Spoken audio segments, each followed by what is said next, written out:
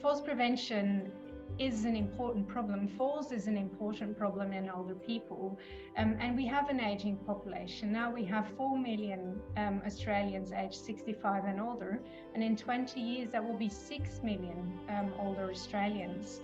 And injuries as a result of falls, they are a growing problem. And as you can see on this graph, falls is absolutely by far the leading cause for injury-related hospitalisation. We have to say fall injuries continue to rise, and the treatment of these injuries now costs the economy $2.3 billion every year. So clearly, preventing falls and managing fall-related injuries is an urgent health and economic priority. So investing in falls prevention across Australia simply can't wait.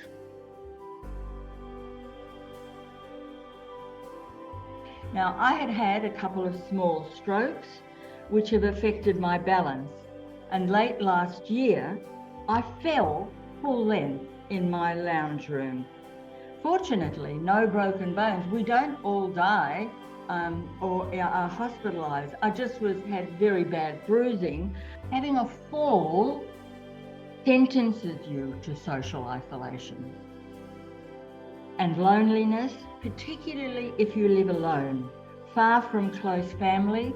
But even if you live with family, you can sometimes be bedridden, most often housebound, and at best you have limited mobility, certainly limited independence and social isolation.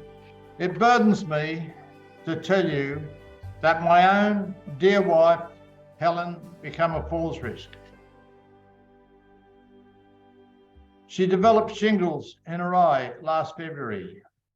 It really knocked her around, and she's still in constant pain. She was on heavy medication and had a couple of busters. But after one of her falls, the ambulance was called. It's unsettling to be in your pajamas at 3 a.m. with paramedics in your bedroom. Now, I'm not an educated man, but I do know falls don't discriminate. So we're here today because we really want to call on the government and make it very clear why we can't wait to invest in falls prevention across Australia. We were able to conclude that there was high certainty evidence that exercise can prevent falls. Exercise is one of the most important things we can do from a falls point of view, and researchers pointed that out. And basically, from my point of view, I really think that exercise is the best thing since sliced bread, which people have already heard this before. But I do know, and I believe, and I have seen this happen in real life. Improvements are possible no matter what the age. When I'm coming into a lot of times when older people come into my classes or come into a program, the biggest thing that I see is fear, apprehension. People really don't believe that they can do things.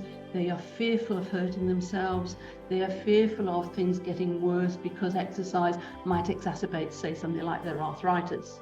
And so basically a lot of the time is the exercise program, yes, the content is important to include balance and strength, but one of the big things is helping people really regain their belief in themselves and know that they can do a lot more.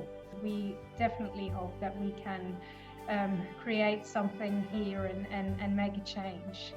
We absolutely need the government to make sure that that the health system is supported to deliver these strategies. That is what we need the government for.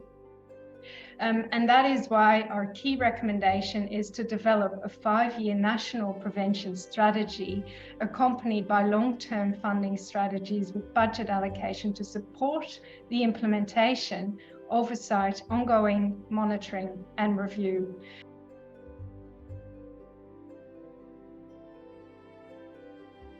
I said that I'm here today to speak on behalf of the older generations of Aussies and to help get a message to Australia.